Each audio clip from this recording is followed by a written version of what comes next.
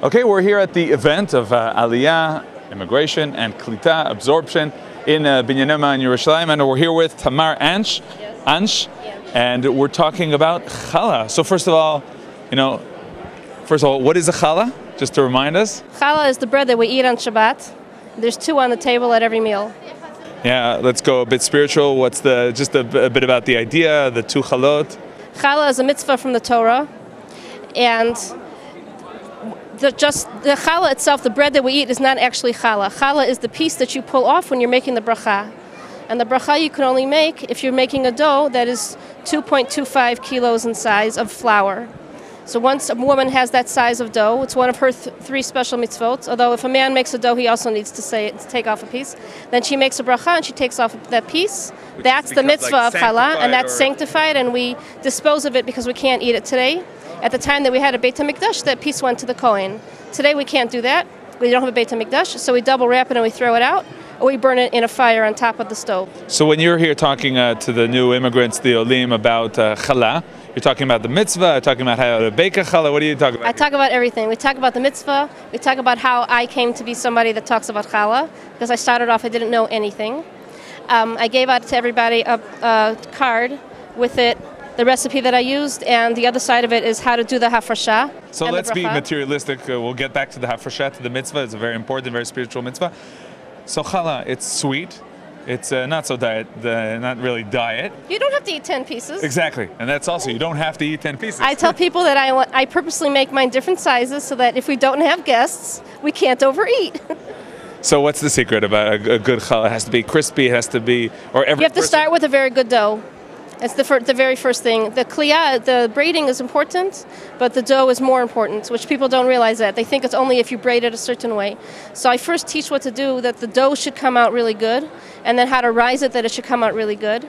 And after that, what you do with the challah, what do you do if you don't want so much dough? A lot of people don't want so much dough, so they don't do the mitzvah. So I teach that I also don't need so much dough in 1 week, but there's things today like freezers, and if you know how to use them properly, then you can make challah every other week or every 3rd week. That's also one thing, you get a good challah home baked or from the supermarket, and it's good, but I'm not getting from the supermarket. Sorry, no. Never.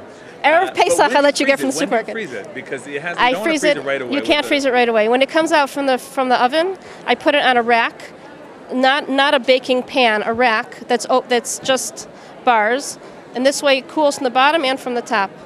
And when it's all the way cool, then I slide it into a very good freezer bag, not a nylon sakit. I buy them at different party goods stores. So after it's frozen properly in a good bag, you put it in a good freezer, and then it will stay fresh for months.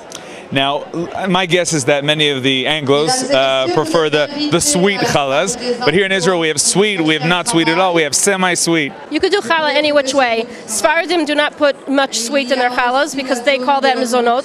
So Ashkenazim put in sugar. Sfaradim usually put in a lot less. I put in a medium amount. It should have a good taste, not too sweet and not too bland. And Sfaradim would take Sfaradim and Israelis would take the challah and put it in hummus. I don't know if that. I also do. I make my own hummus and my own matbucha and my own eggplant and my own chatzilim mayonnaise, and I make my own mayonnaise. I make all kinds of dips to go with it, but that's a different show. Okay, we began with the mitzvah. Let's also get back to the mitzvah. There's lots to talk about the spiritual aspect, the spiritual value of that mitzvah, especially. We know of women who gather to actually do the mitzvah of challah. So first of all, there's 3 mitzvot that are special for women, and challah is one of them. One of the things I say when I'm teaching is that it's very nice to gather as a group, and yes, there's a koach, there's a power to being in a group, because as Jews, we have a power as a group. But only the men need to be 10 together in order for the Shekhinah to come down. The woman can be just by herself. Just as you go in a group and you could do challah, and it's very nice, you have the same koach by doing it at home. Just to do the mitzvah properly with the 2.25 kilos of flour, and it's not a lot of flour, it's only 17 cups, you have the same koach. I think it's also very special that this is a mitzvah that is so spiritual and so, special, and it's about something that is the most, basically the bread. It makes your home smell like Shabbos, is that challah. And there's nothing to compare a home challah to a store-bought challah. If a woman isn't feeling well, there's a reason for store-bought challahs. But if a woman has koach, you can't go to the next world and never do it at all. You've got to do challah.